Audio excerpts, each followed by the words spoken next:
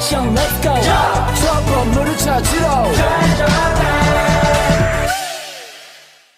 Pada zaman dahulu, di negeri antah berantah, hiduplah sepasang suami istri yang miskin. Karena dikutuk oleh Bantara Indra dan sangat dibenci orang, setiap mereka mengemis, mereka selalu dipukuli, bahkan mereka sampai diusir hingga ke hutan. Oleh karena itu, tinggallah mereka di hutan dan mereka hanya memakan batang kayu serta buah-buahan yang ada di sana. Selang beberapa lama, istri si miskin pun hamil.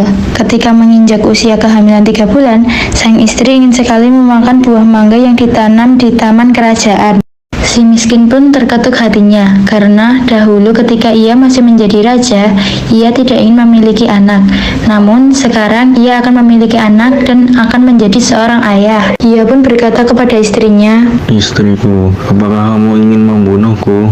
Apakah kamu tidak tahu tentang masa lalu kita? Jangan meminta sesuatu, kita tidak akan bisa mengambil buah mangga yang ada di tanaman kerajaan." Setelah istrinya mendengar perkataan suaminya itu, ia semakin menangis.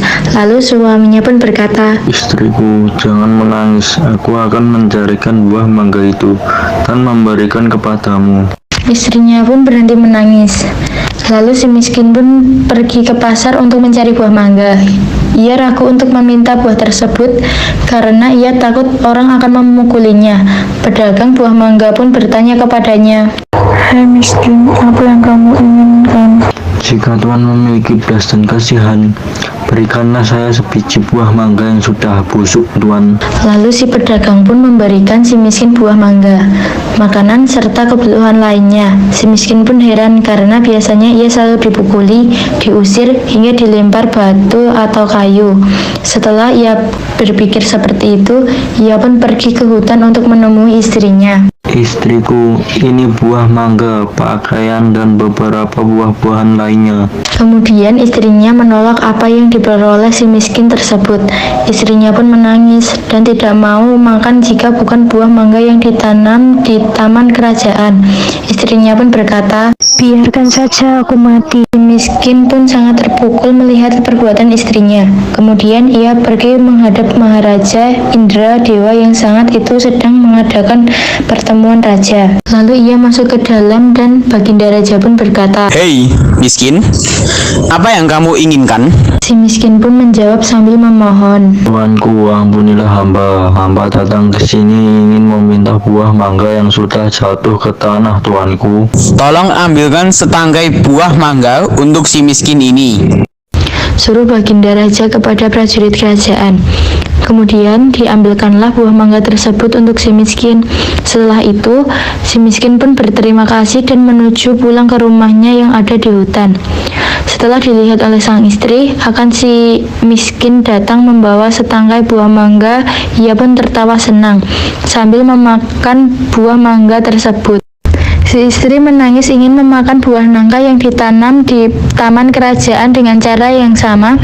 Si miskin pun mendapatkan buah nangka yang ditanam di taman kerajaan untuk istrinya yang sedang mengidam itu.